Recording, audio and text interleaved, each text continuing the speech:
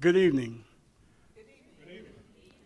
On behalf of the NAACP Peoria Branch Executive Committee, Political Action Committee, and members, in collaboration with the Peoria Alumni Chapter of Delta Sigma Theta Sorority Incorporated, we welcome you this evening to an exciting, intensive, and informational two-part forum. The first portion of our forum will feature candidates for Peoria Public School Board of Education, District 2. The second and final portion of our forum will feature candidates for Peoria Public Schools Board of Education, District 3. My name is Pastor Marvin Hightower, where I serve as president of the NAACP Peoria Branch Unit 3024. The NAACP was founded on February 12, 1909, and will be 117 years old and remains the oldest, most comprehensive civil rights movement in the nation, while the NAACP Peoria branch stands as one of the association's earliest branches at 111 years old. And we are not going anywhere. And even though we are not a political organization, we are nonpartisan, but we are political. That means we are extremely invested in all matters that involve our community and achieve our mission to ensure political, educational, social, economic equality, and equal access in order to achieve the elimination of race-based discrimination, which should be the spiritual infrastructure of all humanity. One thing about politics is if you don't do politics, it will do you. And the bottom line is this: there are no permanent friends or permanent enemies, only permanent interests. Tonight we are coming live from the beautiful Frank Campbell Community Center, and before we go any further, I would like to take this opportunity to thank our live audience, our audience joining us by social media, and our audio and videographer for the evening, Mr. Frank Blaine, and the leadership of the Peoria Housing Authority for the use of this amazing space. All right. Now, it is my pleasure to introduce our moderator for the first portion of our forum, Mr. Alex Sierra. That's a good place to clap.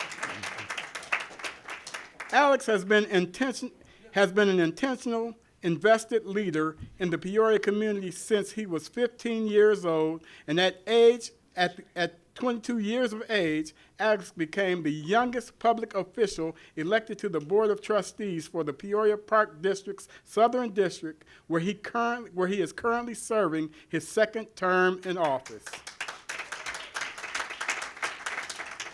Alex, who is the principal owner for Sierra Strategies, also serves as the vice president to the Peoria Chamber of Commerce. Recognized as one of the most sought-after community organizers and campaign strategists in Central Illinois, please welcome our moderator for the evening, Mr. Alex Sierra.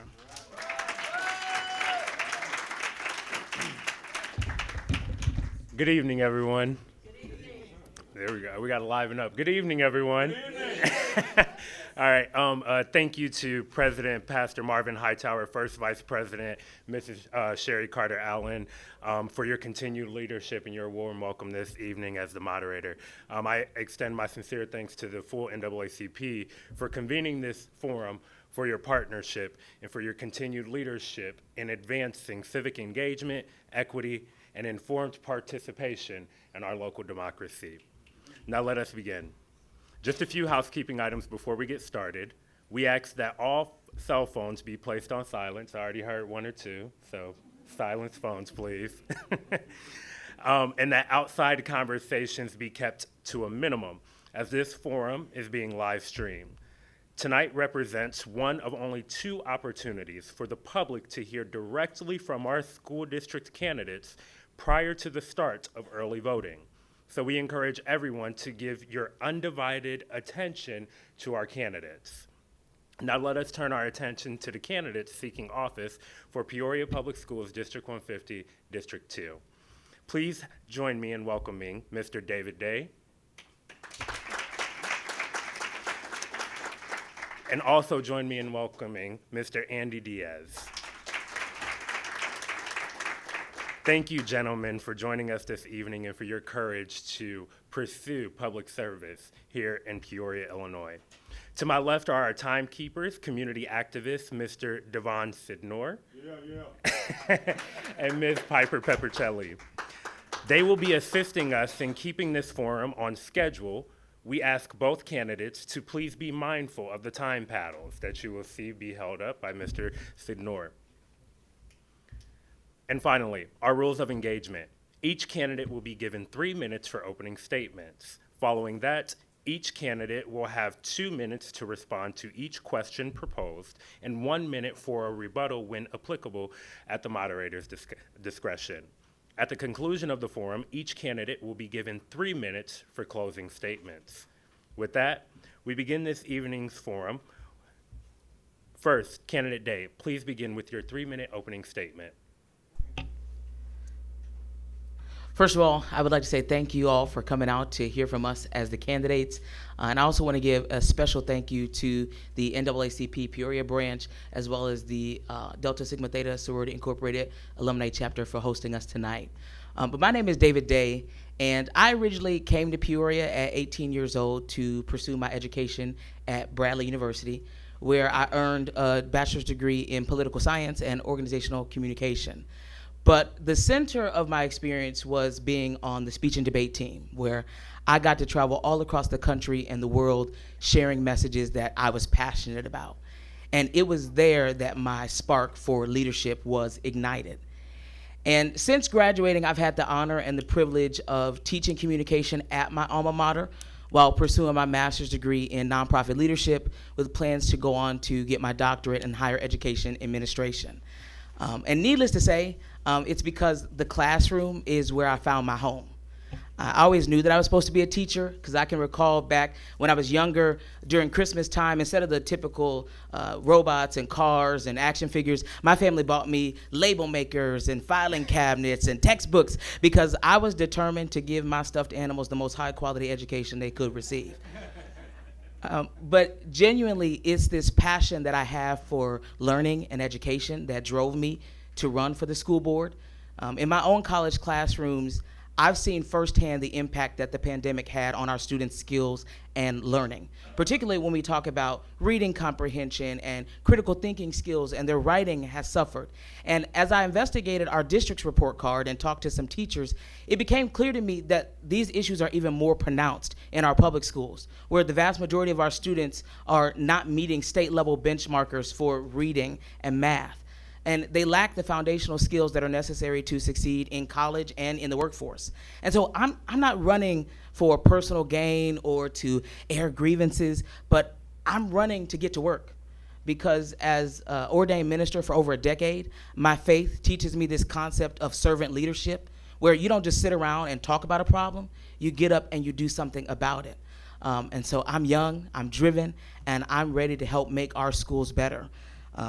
I bring experience to this as an educator and a communicator, and I'm focused on how we can improve our educational outcomes, because our public schools are the heartbeat of our community, which means when our schools are strong, our community is strong. Thank you. Candidate Diaz, your 3-minute opening. Hi, good evening. I'm Andy Diaz, longtime Peorian, born and raised. I'm a first generation American, proud to be a resident of the near North End and invested in our community. I've got my wonderful wife of 18 years sitting back there with my 4 children, and I am here tonight to talk to you about what I want to bring to our school board in terms of our students, accountability, and our development of our community. As a longtime resident of the near North End, I've been there when Kroger closed and we became the food desert. We didn't have a place to go get produce. My family and I purchased 3 acres of land there in the near North End and began to farm it. We opened up a farmer's market where over the last 6 years, we've helped 40 small businesses start up and move their ways from selling at the corner of Spring and Monroe in Peoria's beautiful North Valley to now one of them actually has a storefront in Northwoods Mall. So if you're ever looking for leather goods, check out Mabuhay Leather there in Northwoods Mall. I believe in the community that I live in. In my lifetime, as a graduate of Woodruff High School, I had teachers from my young days till my senior year pushing me to be the best person I could be. They instilled values and learning in me. And I went through all of that, and I believe that I became the best person I could be because others invested in me. In the last few years that I've been back in Peoria, I've been very active in trying to make it a better place to be. You may remember me from 5 years ago running for mayor. I wanted to highlight the issues that we have in the North Valley and in our community and the inequity that exists in our community. For me, this is personal. I have 4 children of school age, 2 of them at Reservoir Gifted Academy and 2 at St. Mark's. I've had to make the tough decisions on where I put my kids, the safety in our neighborhood, and I continue to believe that as a resident of the near north end of the North Valley, the only candidate that lives below the bluff, that I bring a unique perspective. As a Latino, I want to serve that community as well. We are at a time in this country when people are under attack, when our values are questioned, and we need to stick together. It's why I'm here tonight. I want to earn your vote. So I look forward to talking with you this evening and answering your questions. Thank you. Thank you, Candidate Diaz. Moving straight in. Candidate Diaz, what are your 3 issues or goals you would focus on if elected to the Board of Education? Thank you for that question, Alex. For me, I look at 3 different things that we need to address in our district. First is safety. We continue to hear about some of the issues, guns, fights, things like this, and part of it gets overblown by the media. But I want to make sure that our students and our teachers are in the safest environment they can be.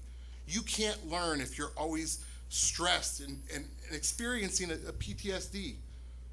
I want to focus on accountability. Our district is late with their audit again this year. At this point, we're over 3 months late.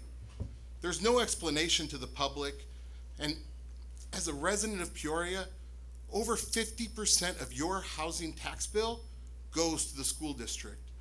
We should be responsible with your taxpayer dollars because that impacts not just a homeowner, but a renter as well. When landlords get a higher tax bill, you as a tenant get a higher rent. We need to make sure that we're accountable for the people's money and that we do a great job, because we hear too much about having to cut back and tighten our belt when we see expenditures by the school board that are questionable at best. And finally, development. I want our school kids to be in a place where they're learning every day, and that when they leave their high school, they're prepared for a trades job or going to college. I don't believe that every kid has to go to college. It took me 11 years after graduating from high school to actually get my degree, because I was able to make a great living for myself with what I had learned throughout my years in Peoria Public Schools. I think it's a false decision that we have to push every kid into college. I do believe that they all need to be prepared, and when they graduate, they should be able to go and make a great career in this community with that high school diploma from Peoria Public Schools. Thank you, Candidate Diaz. Candidate Day? First of all, thank you for the question. I like to frame this conversation in what I call the key 3. That if our school district is going to succeed, we need the key 3. We need strong readers, strong teachers, and strong futures. So when we talk about strong readers, this is rooted in the fact that our district report card tells us that the vast majority of students are not meeting grade level standards for reading, particularly literacy. And I think that literacy is the gateway to so much else, particularly when you're talking about discipline in the classroom. It's hard to get students to behave when they're struggling with the material. But even beyond that, it burns out our teachers for having to deal with those students who are struggling with the material. And so I think that we've got to have a cohesive literacy strategy that focuses not on just screening them when they're in third grade, but also screening them when they get to secondary education as well. Because what we have seen happen is this social promotion culture where students who do not demonstrate the proficiencies of the grade that they are in are still passed to the next grade without the skills they need to succeed. And so we need to be doing a better job of addressing our literacy crisis. The second thing that we need to focus on is our teachers. The teachers that we have are more burnt out than they have ever been. Class sizes are large, and I don't know if you've ever met 28 second graders, but managing that classroom is too high of a burden for our teachers to actually succeed.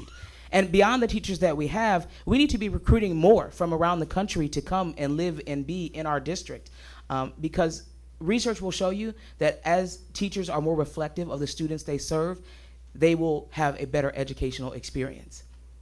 But the last thing that I'm particularly passionate about, coming from higher education, is we send about 20% less students to college than the state average, which doesn't make a whole lot of sense to me when we've got premier institutions in town like Bradley and ICC. We need to be building stronger pipelines so that students can go to college. And even if they're not going to go, I believe that you may not be college bound, but you must be college ready. And so we've got to invest in our students and their education. Thank you, Candidate Day. Next question. Candidate Day, we'll stay with you. Some families and educators have raised concerns that a, quote, one-size-fits-all, end quote, curriculum and accelerated placement, such as middle school Algebra 1, may leave students behind. What would you change about how the district evaluates and places students in advanced coursework? Well, I first say that I have never believed that a one-size-fits-all approach has worked. It has never been true, and it will not be true today. And so I think that when we're starting to evaluate what each school and particularly what each student needs, we need to allow them the freedom to make that decision. And I think that starts with evaluating what is our curriculum, and what are the targets that students need to hit by the end of each grade level. And if we know those from the beginning, we can then give educators the liberty to teach how they see fit the students that they have. And I think that we shouldn't be forcing students to take on a burden that they are destined to fail from the start. And so I've never been a fan of blanket policy. I think we have to evaluate our curriculum and make sure that we are not forcing students to learn things in a way that is going to be detrimental to their educational journey. So as a board member, I would be open to evaluating what our curriculum looks like, what those standards are, and how can we best suit the students who need the most help. Thank you. Candidate Diaz? So for me, it's not about one size fits all. It's about listening to the people that we have hired, who have studied this, who are in the district and trusted by the executives to be the curriculum director, the principals that bring to us issues that tell us what's working for them and what's not. We have multiple schools running all kinds of different pilot programs on different curricula and software, and they're testing this out. They need to bring that to their administrators, to their people in leadership, and then give us as a board member that insight of what will work for them and what won't. We have to listen to our teachers. We have to look at what's happening in our schools. As you've heard already tonight, we have far too many students just being promoted and not actually graduating with the ability to read, write, or do math at grade level. So then when they're going to ICC or Bradley or anything else, they're having to take remedial classes. Remedial classes aren't covered by scholarship. They're not covered by Peoria Promise. So these kids, 80% of our kids in this district are living at poverty level. They can't afford to go take remedial classes. So it's not about a one size fits all.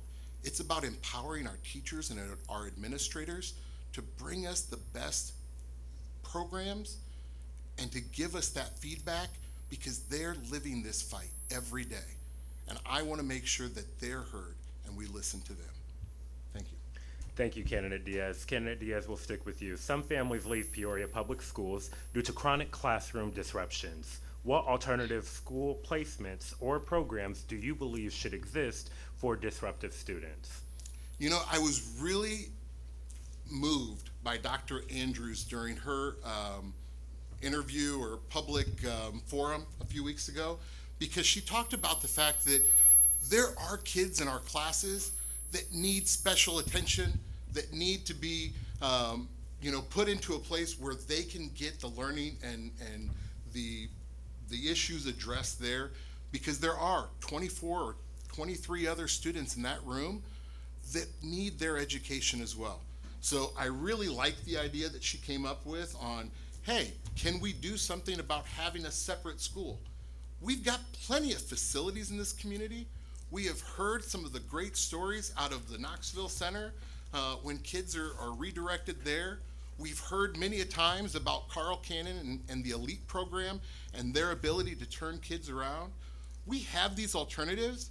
I do believe that we need to find more evidence-based alternatives, something that people can come to us and show us that they work, so that if we're gonna put taxpayer money into it, we know that it's a good dollar spent.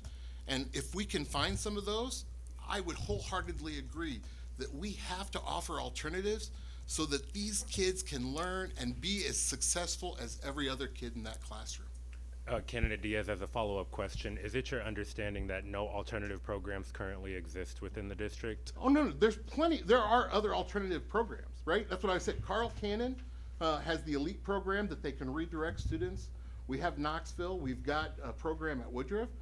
But I think we have spread programs out. And I'll be honest, when you go and look at the information available on the school board website, it's not there to show us the numbers that are coming back to say that we redirected 100 kids into these alternative programs and we got 97 back out and graduating with full honors.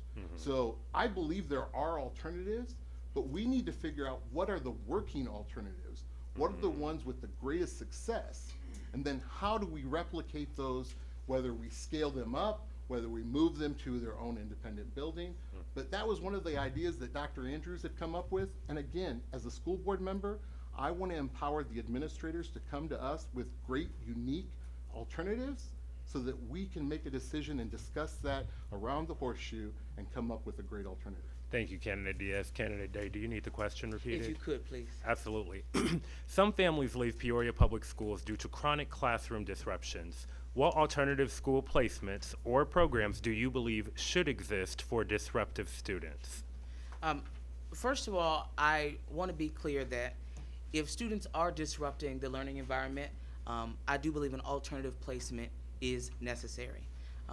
I am in favor, though, of keeping that alternative placement initially in-house in the same school, particularly because it matters how we handle those students who have been removed. What we don't want to risk is isolating those students and further perpetuating the behavior that led them to be removed in the first place. So when a student is disruptive, I want an on-site alternative classroom that those students can go to and still receive instruction. But beyond just instruction, we need on-site counselors and mental health professionals that are going to work with those students, because if we do not address the root causes of some of this behavior, all we do is risk them continuing in the same pattern once they're integrated back into the regular classroom.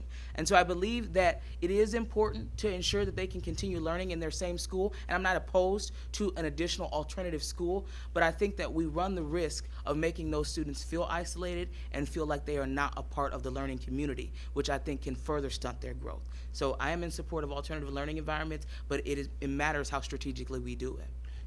Candidate Day, as a follow-up, how do you plan to fund alternative programs at each facility? I think that what we have to evaluate is, first of all, where are we spending our money now? And is it the most effective use of our money? And are we getting a return on investment on those programs? And if the answer is no, then we need to find new ways to use that money. And I think that one of them can be setting up an alternative classroom. I also don't believe that there's a huge fiscal responsibility for it if there's already space in the building for the classroom and we have teachers on site that are available to work those classrooms. Fair. Can I rebut one thing? Please. Over the course of the last few years, we've actually cut interventionists within our school district. Those are the people that we want, that you talked about, right? So again, as a board member, as someone who's been here, who's got kids in the district, I understand those problems and I've seen them from the jump. People have spoken out at board meetings over the last few years when this happens, and we've not been heard. So that's why I'm running, because I have that experience and understanding, and I want to make sure that we don't make those same mistakes. I believe that you are on the right track, but I think there's a history there that you have to also be aware of in this situation. Candidate Day, would you like to rebut? Yeah, well, I think that is the beauty of what these two races are going to do. Regardless of what happens in March, the board will look radically different than it does right now. And I do not believe that we can let past be prologue. We are moving forward for change in a new direction. And with the ideas that we have and the information that we know, we can make that change. I'm not scared to make that change. And I know that might be a tough conversation, but we should be willing to have it. Thank you both. Well, to embrace change, we have to make sure that we're making necessary investments. So, Candidate Day, starting with you. The majority of District 150's operating budget is personnel, and the district works under collective bargaining agreements with multiple unions. How do you see the board's role in balancing fair compensation for educators and staff with long-term fiscal sustainability for taxpayers and students? I think it's an excellent question, and I want to begin by the outright to say that it is absolutely important that we are fairly compensating the people that we ask to serve in our schools and to work in our schools. And I think that the important piece of that process is engaging all the stakeholders involved, because if you don't understand what their needs are, then you will not be able to properly allocate the money that they need. And I think that you might end up in a scenario where they don't need as much as we have given them, and that we can pull back some of those funds to allocate to things that we have better priority for. But what I will not sacrifice is that the people who work in our schools, that they feel like they can make a decent living, but also that our students feel like we are investing in them. It's about balancing priorities without sacrificing our students in the long run. Thank you, Candidate Day. Candidate Diaz? Can you repeat the question for me? Absolutely. The majority of District 150's operating budget is personnel, and the district works under collective bargaining agreements with multiple unions. How do you see the board's role in balancing fair compensation for educators and staff with long-term fiscal sustainability for taxpayers and students? I think in order to really live up to that question, Alex, the board has to be present at the negotiations. Historically, they walked away and allowed that to be done by our legal team. As elected officials, that's our responsibility to be cognizant and responsible to the taxpayers on what we're bargaining for. So I think that as a board, we should be present at those meetings. We should be representing our taxpayers, and we should be working with our teachers union, with the administrators. My mom was a proud member of the union as well. That we can talk with them. We can have these conversations. We can look at our budget and understand where the priorities are and negotiate in good faith with all of them. Thank you. I'd like to rebuttal if I might. Please. I think it's also important to recognize, yes, the board has a oversight responsibility in a lot of those contract processes, but when you include too many people at the table, you risk confusion and chaos. And so I know that when the board has the final say, if there's an issue with a contract or a bargaining agreement that we have come up with, that is definitely their prerogative to revisit and renegotiate. But I think we ought to let the people that we entrust at our administration building do the job that they have been tasked to do. Because if there's too many cooks in the kitchen, you will spoil the meal.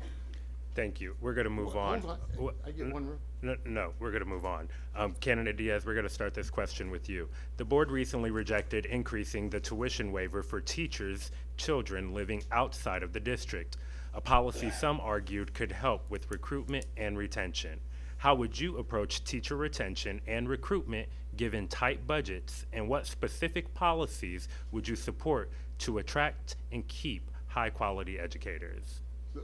At the beginning, you said they actually accepted, they raised the tuition rate on teachers bringing their students in. No, they didn't. I was able to confirm all my questions with individuals at the district as high as the current educators. So for the record, the board recently rejected increasing tuition waivers for teachers' children who are outside of the district. So the premise of the question is, how do we incentivize retaining but also attracting educators? So I'll repeat it once more. How would you approach teacher retention and recruitment given tight budgets, and what specific policies would you support to attract and keep high quality teachers? So I will say, if you look at the district report card and talk to the teachers, we don't necessarily have a problem retaining teachers. We actually have a very high retention rate amongst our teachers. I think we compensate the teachers pretty well once they come into the district and start getting their time in. It is about going off and recruiting new. It's why I love some of the programs that are run within the district, the Grow Your Own program, where we can identify people that are within, whether it be the paraprofessionals group or even a high school senior that's showing promise to be able to go and help them and make sure that once they get their teaching degree, that they come back to the district and are willing to put in their time at the district and serve the schools. I've got many friends that I graduated from Woodruff with that have gone on to be coaches and teachers for the last 25, 30 years. And it's been pretty awesome to see them give back because of who put into them.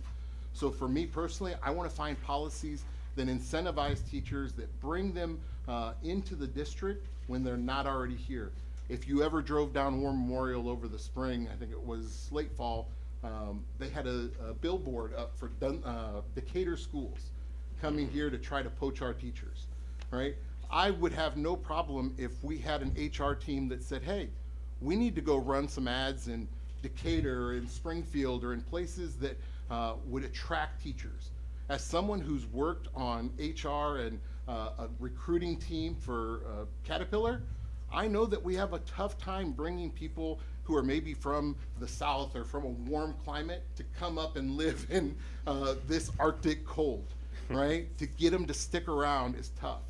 But if we can develop policies that grow people within our community, that keep them here, that keep them investing in our neighborhoods and our schools and being present, I believe we need to do that. Thank you. Candidate Day. I think, first of all, we have great teachers in our district, and I think that the vast majority of them are invested in staying here and working here. But the first thing that we have to do in order to retain our teachers is show that we are willing to listen to them. I'm a big data-driven person. We ought to be soliciting feedback regularly from the teachers who teach in our district to hear what do they feel is working well and what do they feel needs to be changed. How can we best accommodate them? Because as you said, the resources are tight. We can't necessarily send them all to a vacation in Cancun, although we wish we would be able to. We need to prove that we are willing to invest in their well-being, and that starts by listening to them. I think on the recruitment piece, we have got to be aggressive in recruiting people to come to this community. But I think it starts here.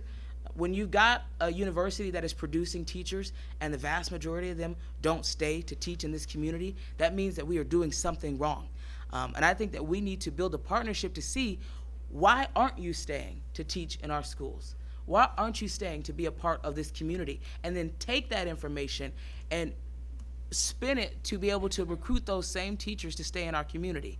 Beyond that, I think our district needs to be empowered to go out into the country and recruit from all different states. I think there's even a partnership to be had with the city to be able to convince people that our community is a beautiful one.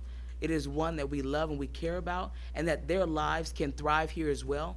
Because as we've seen, some people just are hesitant to moving to our community, and we can show them the beauty of what Peoria has to offer and make them comfortable with living here and teaching and investing in our students. Thank you, Candidate Day. Candidate Day, we'll stick with you. The district's 2025 financial reports show approximately $400,000 in charitable and philanthropic gifts to the district. What role do you believe private funding should play in public education, and how would you ensure those funds are being used strategically, transparently, and equitably across schools? Yeah, I think that Private giving, particularly for districts like ours, can be a lifeline. When you've got limited funding from the government and from tax dollars, you got to be able to find a way to make up some of that gap. And I think that philanthropic giving is one way to do that. And I'm excited because we are particularly in a position with a new superintendent, a new deputy superintendent, to go out into the community and pitch their vision for what Peoria Public Schools can be and solicit those donations from community partners. But as you said, transparency is super important. We need to keep a record of who's donating, who are they representing, and making sure that all of that money is being accounted for, that when we spend it, we acknowledge where it came from and what it is being used for. So I think that we have a great opportunity ahead of us for our new leaders to go out and spread their vision and bring in some more money, but we can't let that money be unaccounted for. Thank you, Candidate Day. Candidate Diaz? You know, as a longtime Peorian, I love the fact that when we put out a call for help, people show up. When the chief of police said, hey, stand up, show up, hundreds of men came out and showed up at the schools. If we came out and said, hey, we need a bunch of money to do this, I guarantee there are people in this community who will fund it and put that money in. As somebody who's been around and in my neighborhood alone, we brought in $250,000 to help develop the near North End. But we have to be targeted and we have to understand what we're going for. We can't go off and ask for $1,000,001 grants to fund a music program and then build a splash pad that has musical pieces on it and then not budget for that later on in the upkeep and the maintenance. So if we're gonna have a plan, if we're gonna go off and we're going to solicit money from donors around the community, as you said, we do have to have a position that we are going to invest it in this. This is our long-term plan, and this is how we're gonna keep it going after that money is run out. And I think that's one of the ways that we can be accountable for the money that comes in and that we can actually grow our donations if when we go and we talk to people like the Grow Peoria or the Change Peoria or the BFL Foundation, these folks have millions of dollars that they're ready to give away. We just have to show them that we're gonna be good stewards of that money and we can show them the results. I think we could grow that to millions of dollars with the success of a few programs and showing them that we are accountable for their dollars. Thank you, Candidate Diaz. Candidate Diaz, we'll stick with you. Candidates for superintendent have called for a forensic audit of district finances, including evidence-based funding shortfalls. Do you support a forensic audit of the district finances? Yes. I would support us looking at them and making sure that we understand what's going on with every dollar that's coming in and going out. The experience I have in this community, I've seen what can go wrong if you don't complete an audit. You can really negatively impact the community, take away resources, close down food programs, reduce the opportunity for weatherization and housing support. We have to be good stewards of that money. There's enough people who want to see us fail every day. We have to show them that we're not what they want to paint us as, that we're responsible with the money, that we're not making teachers buy their own school supplies for their classroom when we can throw away money somewhere else. We need to be good stewards of the taxpayer dollars. And I truly hope that if I'm elected, we can make sure that the audits get done on time, that we can find that money to help our teachers cover those costs so that they're not having to take it out of their pay or have to go on Amazon wish lists and solicit all of that from strangers. Let's support our teachers, let's support our community, and let's be good stewards of the taxpayer money. Thank you, Candidate Diaz. Candidate Day? Could you repeat the question for me? Yes. Candidates for superintendent have called for a forensic audit of district finances, including evidence-based funding shortfalls. Do you support a forensic audit of the district's finances? Absolutely. I believe it is one of our chief duties to be fiscally responsible and understand how our money is being spent. And I think an audit should be a a regular practice. We should be doing that regularly and sharing out those findings, because in an effort of transparency, if we have nothing to hide, then we should be willing to do it all the time and share out those results. And I think that as a district, it will allow us to see if things have been slipping through the cracks and how we can improve our response to some of those shortfalls. Thank you. Candidate Day, we'll stick with you. How will you work to close achievement gaps for students of different backgrounds? And what specific strategies would you support to ensure all students have the same or similar access to resources and opportunities? I think that the first thing that we've got to do is assess where our students are. Because if you don't understand where the gaps are and what the students are struggling with, then you can't properly address and diagnose the problem. So I think we need to do a review of our district and our students and screen what are they struggling with and how can we best meet them where they are. I also think that we need to convene different groups around our communities with teachers and administrators to understand what are the educational philosophies that are current and relevant to these students in our modern era, and how can we shepherd them into a place where they can succeed. So I think that we've got a lot of conversations to be had and a lot of work to do. But I think some of the strategies involve holding our students to standards. A lot of the achievement gaps that we see right now is because we have failed to hold our students to high standards. And I believe in an environment where our students can be both supported and challenged. Yes, this is tough. Yes, this is difficult, but you are capable of it. And we want to let you try it again and again until you can achieve that success. Candidate Diaz? Repeat that first half, please. Absolutely. Once I scroll back to it.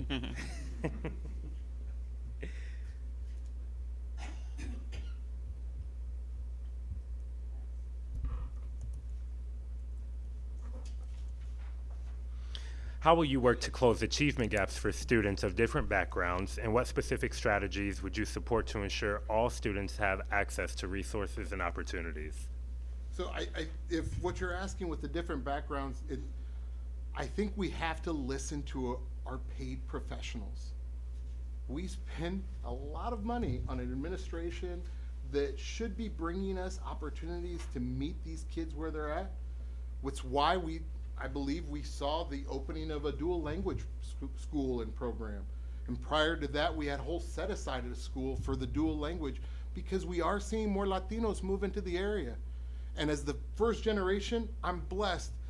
I went to Greeley, grew up in the North End, and had people teaching me English.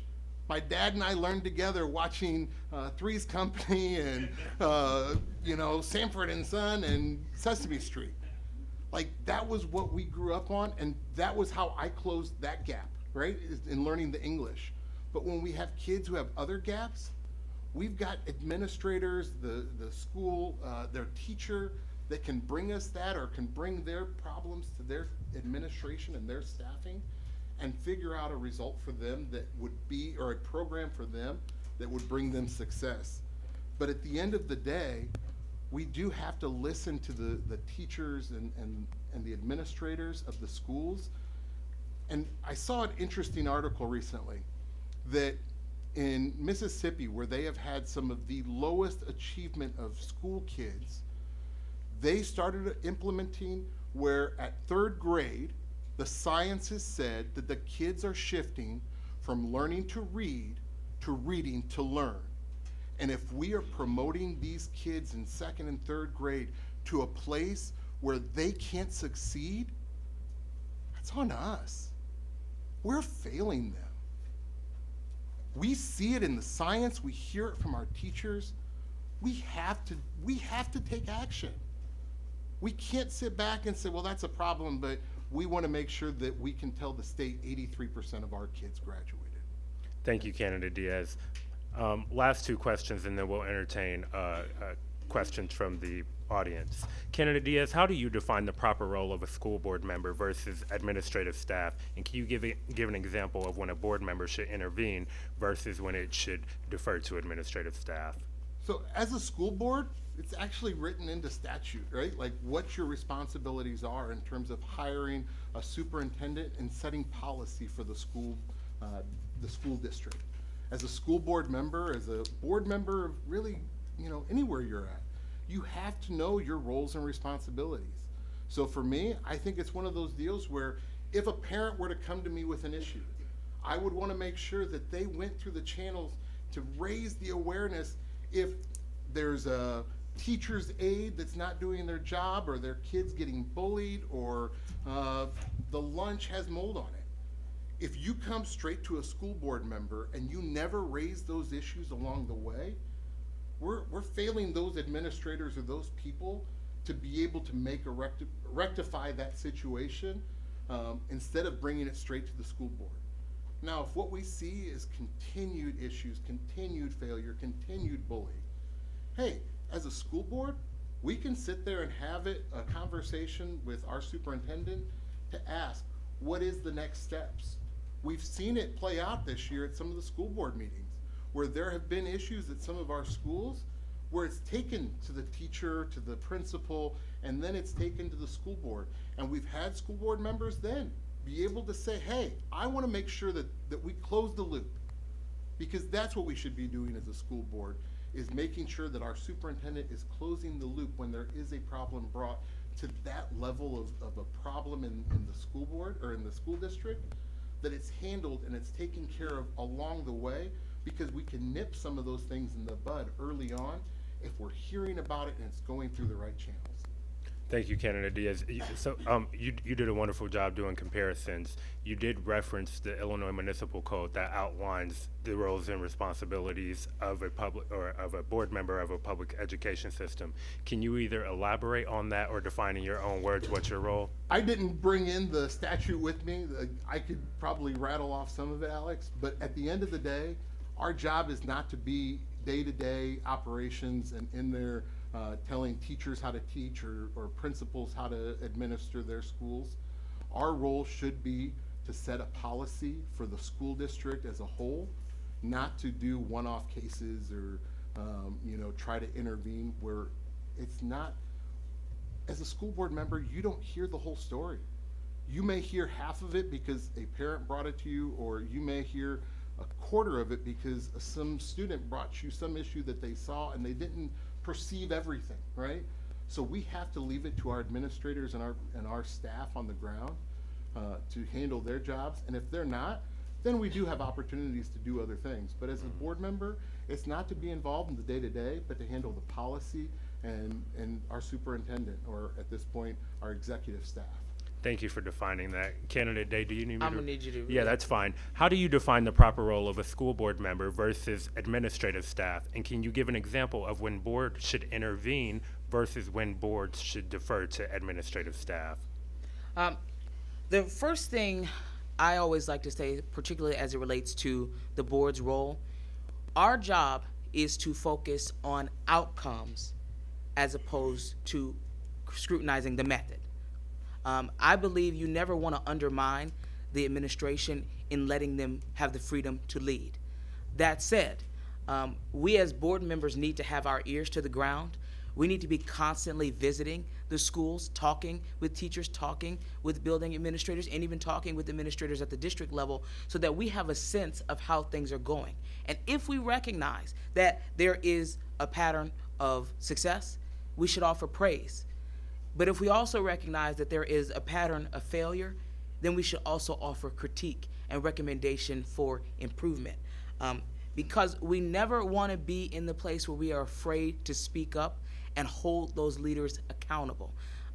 But particularly, I think this is clear when it comes to discipline.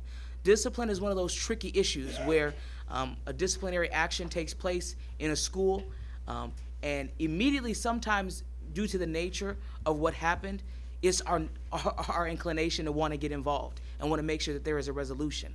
But there are procedures and policies in place as it relates to discipline, and we need to allow that process to work out and see what the end is going to be. Now, if we discern that there has been some sort of misgiving or mismanagement, that is then our role to step in and say, hey, something occurred here that is not proper. We need to now step in and make sure that it gets made right. So I believe that we let the leaders lead, but we hold them accountable when there is a clear failing in the system. Thank you. You've both done such a fine job. I'm going to squeeze one more question in there before going to the audience. So starting with you, Candidate Day, why should voters choose you over your opponent? I think that as we approach this race, we are at a critical moment in education in our country, but especially in our community, that we have to focus on educational outcomes. And we have to focus on what it means to make policy for this generation of student. And I think that as one of the only full-time educators in this race, I think I am the only full-time educator in this race, it is important to have that perspective on the board. Because as the chief policy-making body of the district, you need to have someone who has the eyes to see how educational philosophy and policy impact real student learning outcomes. I think beyond that, I'm an effective communicator. I've got decades of experience in communicating. I've been preaching to congregations since I was 13 years old. And I think that what the board needs right now is someone who has the skill and the grit to effectively and transparently communicate what the agenda is and why we make the decisions that we make. I think I'm well positioned to do that. I also have served in many different capacities in academic committees. I currently serve on the University Senate at my own university, which is our chief policy making institution. And I think that I'm well positioned to take on this role and not just be a figurehead, but be someone who is literally invested in everything that is going on for our students' future. Thank you, Candidate Day. Candidate Diaz, why should voters choose you over your opponent? As a candidate, as a person, as a father of four, I think I bring a difference that it's not the aspirational, it's not the, hey, let's look at this from a perspective of philosophy. This is, my kids are literally being impacted by this every day. Your children are impacted by the decisions of this school board on a daily basis. Teachers are impacted by the decisions this board makes on a daily basis. I'm living it. As a resident of the near North End, I believe that if we have strong schools, people will invest in the community.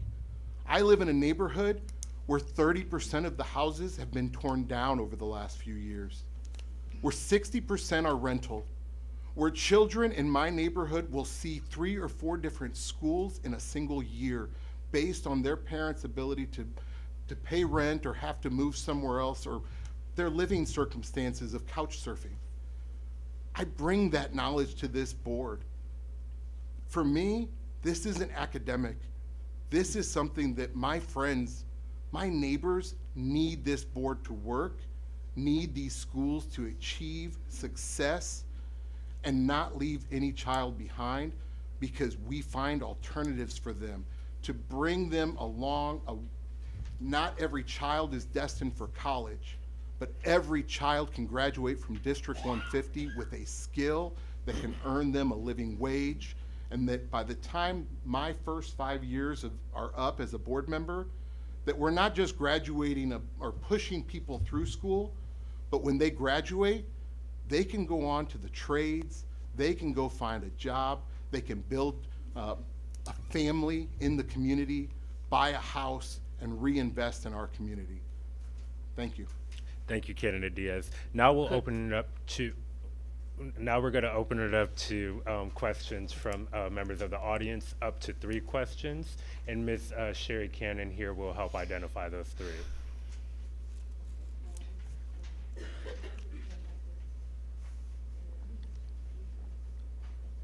When you come to the mic, if you can please introduce yourself. I'm going to pull it down a little bit. Good evening. Leslie Danich. I am the PFT president, but I also am a resident of District 2 and a teacher of 25 years. Outside of this past school year, I have not seen a board member at my school for anything other than a special event. What is your plan to actively serve and be visible in your district? Candidate Day. Yes, I'm saddened to hear that, but I think it is the thing that I'm most excited about. The privilege that you get as a board member is to regularly have access to visit the schools. And the schools I've been visiting over the last few weeks, I find joy in being there, but I also think it's necessary to see how those schools are operating and show the staff there that we are not just figureheads. We are not leaders in ivory towers, but we are people that are invested in the community. And so I look forward to regularly visiting as many schools as I can. My goal would be within my first 100 days to try to get in all of the schools in the district. And I think that's important for visibility, but also showing our commitment to the schools and the students. Thank you. Candidate Diaz? To your question, a board member shouldn't come just on a ribbon cutting day or a special occasion, but we also have to be part of the community, right? For me, every Saturday morning, I'm down there at the corner of Spring and Monroe in Peoria's beautiful North Valley, selling produce, trying to get people to come in and stop in my community. I think that we can be present when we go to chess tournaments and wrestling events and basketball games and all things that we do as parents or as members of this community. But I will commit that if I'm elected as a school board member, I'll hold a meeting once a month somewhere within the district. We've got so many great little places that we need to bring attention to within the heart of Peoria that I want to rotate around to those different places and make sure that we can get people in, because it may not be that they're always at school or that we can have a great conversation while they're doing their teaching or whatever we're there for. But if we can meet outside of there and hear some of that feedback, I'll commit to meeting monthly to do that somewhere in the community to hear from teachers and parents and students alike. Thank you, Candidate Diaz. Next question. Good evening, Dr. Bernice Gordon-Young. Of course, I serve publicly, but I'm here as a grandmother, and not just a grandmother, an advocate for students and families who have special needs. So one of the experiences that occurred many, many years ago was there was an individual that, well, I'll just say, it was my grandson, who is autistic, and he went through an entire year without the staff knowing that he's nonverbal. And so he was being disciplined for behavior problems. That got rectified. But those things are happening with our children, with staff, with students, with teachers and personnel not knowing what the 504 plans are, what the IEPs are. Parents are not educated on those things. I spent a lot of years at OSF educating parents when they're coming to me for counseling because of those behavior problems that you all talked about. And how do we get to the underlying problems if we're not identifying what they are and sharing that information from year to year with those students? How would you employ changing that process, or at least improving it? Candidate Diaz. So first of all, I'm sorry that your grandson had to go through that. I think that's one of the impacts that we had as things like interventionists were taken out of the schools. It's where we've cut budgets and not necessarily looked at that long-term impact. So if elected, I would want to make sure that we are funding those kind of positions and that we're going back to a model that would work.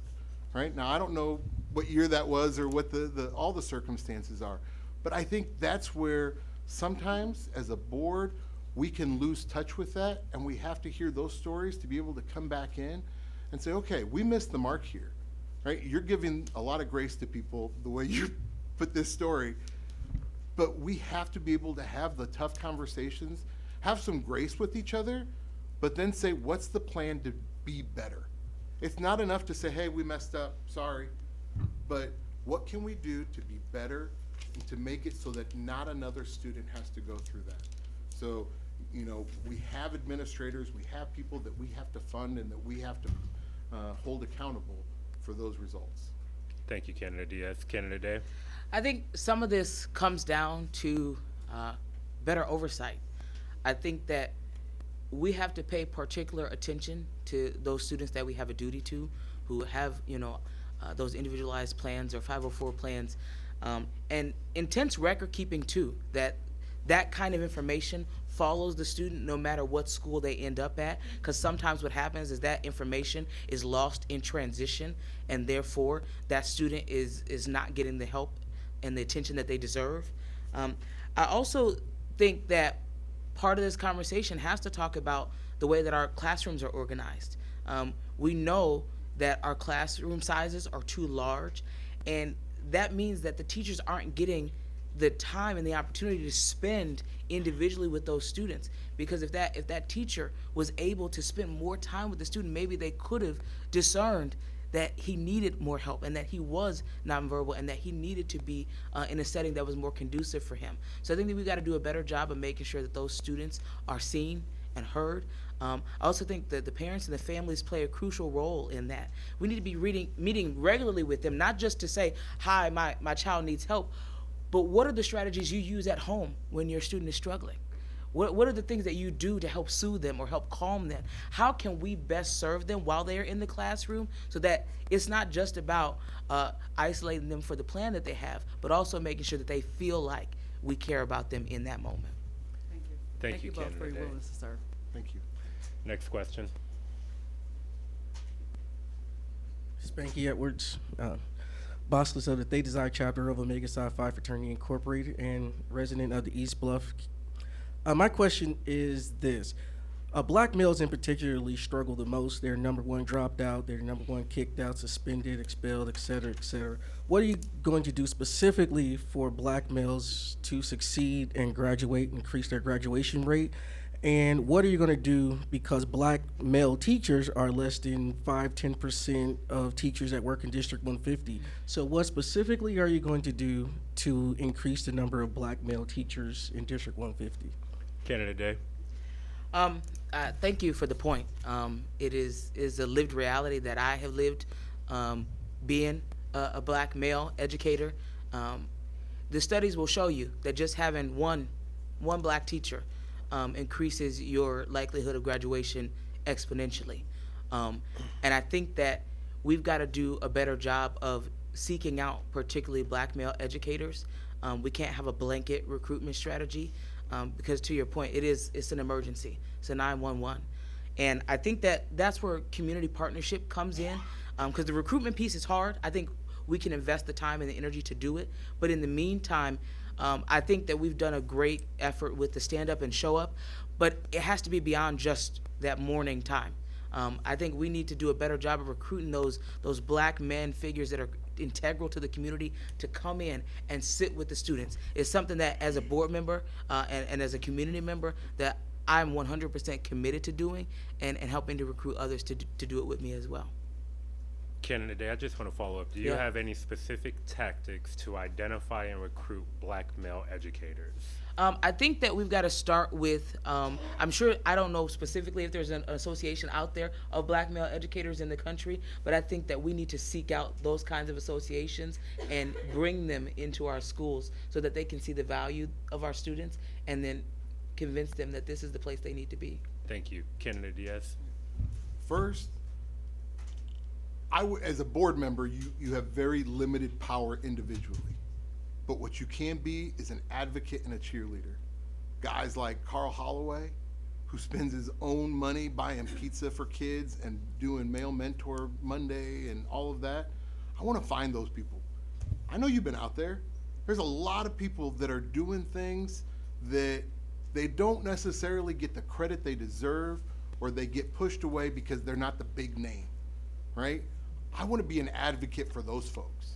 It shouldn't take you years to get an ID to be able to walk into our high school and mentor some of our kids that you've been doing this with for years already anyway. I don't care your history if your future is to help out other kids. I want to make sure that we empower those people, and I'll advocate for folks to step in. I've seen even our councilman, Andre Allen, right, runs his Male Mentor program. So there's people doing these things like on the small scale. How do we scale them up, right? How do we get them to be able to get more kids? Or how do we get them a little bit of money so that they're not having to take it out of their pocket to feed the kids and keep them there and do everything else? So as a board member, I will advocate and push for those that are making the difference in our community every day. As a process of finding more male mentors or male teachers, that's where, in my current role at CAT, I have done recruitment for the Society of Hispanic Professional Engineers as we go off and try to increase our diversity, right? That's where people mistake DEI for intentionality. I'm not going to look for just anybody. I'm looking for the best teachers from NISB or from an HCBU, and I'm going to make sure that as a board member, we say, hey. Candidate Diaz, thank you. Thank you, audience, for your questions. We'll now move into closing statements, both 3-minute apiece. Candidate Diaz, closing statement. I appreciate all of you turning out tonight, your focus, these questions, and I hope that you can look at the candidates and see that we've got people who, pardon my language, but we give a damn about this community. I can't say that my opponent doesn't. What I think what we have as a difference is that I have the experience in Peoria, that I'm living this with children in the district. I'm invested in the North Valley. I live amongst people that are most impacted by the decisions this board has made. And they're not all winning. They're not all happy. Their children are not being fully served. As a board member, I want to bring that experience to the board. There's not too many people that can sit there and say on a daily basis, you are looking at the kids as they're walking to school and see the PTSD putting into them because of the neighborhood we live in, the issues they may see, the things that happen at night that no one else is around for when the lights go out. As a resident of the North Valley, I'm there. I see it. I've been there when a kid is standing there looking at a body. We have to be present. And I believe that as a board member, I will be present. That I've been present in this community, fighting to make a difference, fighting for the people of the North Valley. And as a District 2 board member, I will fight for the rights and for the equity that all of us deserve in this community for a good education. Every child in this community has the right to a good quality education. I don't care if you go to Lincoln or if you go to Reservoir. Everyone deserves the right to a safe place to learn, to have teachers that are safe, and that teachers that are pouring into the students. Growing up in Peoria, I can't tell you how many people poured into me that didn't look like me, that didn't live in my neighborhood, but invested in my neighborhood. They came in during the day, but when the sun went down, they got out because they were afraid. I'm not that guy. I'm the guy that's there every day, that's bought the properties that are nuisance to clean them up, that has gone and helped and raised other kids that weren't mine. But I want to be there for you as District 2 members to fight for you, to make sure that your children are taken care of. And if you don't have kids in the district, that your tax dollars are spent wisely. I hope that on March 17th, you will vote Diaz for school board, and you can start voting on February 5th if you want to get out there early and party on St. Patrick's Day. Thank you. Thank you, Candidate Diaz. Candidate Day. The ultimate thesis of what I have to say is that I believe deeply in the value of public education. We have made a lot of progress in our district, but there is still so much more work to do. And I am willing to invest the time and the sacrifice that it takes to make our schools better. And I can't sit here today and promise you that you will agree with me 100% of the time. I cannot sit here and promise you that I will always get it right, because I'm human. But what I can promise you is that I will always be accessible and accountable to you, the families, the students, and the staff. I have spent my entire career speaking up and advocating for people who don't have the privilege to be in the room. And so my vow to you is that I'm gonna fight every single day to make sure that your voice is heard. And let me be clear, I don't have kids of my own, but I have hundreds of students over the years that have called me Mr. Day. And those are my students and my kids just the same. And so I'm gonna wake up every day to fight for those students. And now a good preacher knows that at the end you always wanna make sure you give a recap of what you talked about. And so if you don't remember anything else I said today, I want you to remember the key three. That in order for this district to thrive, in order for this district to succeed, we need strong readers, we need strong teachers, and we need strong futures. Because I believe, as I've said many times, that when our schools are strong, our community is strong. And all of us want a strong community. And so I am humbly asking for your vote. For March 17th is the election day. The early voting begins February 5th. Knowing that I am your advocate, I am your voice, and I will wake up every day fighting for the students, for the staff, and for the families. So I thank you very much. Thank you once again to the NAACP Peoria branch and to the Delta Sigma Theta Sorority Incorporated chapter for having us. If you want to stay connected to the campaign, you can follow us on Facebook at David Day for Peoria School Board, Elect David Day on Instagram, or go to our website at electdavidday.com. So thank you all so much and have a wonderful night. Thank you, Candidate Day. Can we give a round of applause to our candidates? Thank you for allowing me the opportunity to serve as your moderator for this portion of tonight's forum for Peoria Public Schools District 150, District 2. This is why these forums matter. I want to sincerely thank the Peoria NAACP branch, President Marvin Hightower, First Vice President Sherry Carter Allen, and the entire leadership for convening this important civic space, and for each of you showing up in person and online to participate in this democratic process. I'll leave you with this. Local school board elections shape our community in very real and lasting ways. And the only way that you contribute to that lasting impact is to make your voice heard at the ballot box. Thank you.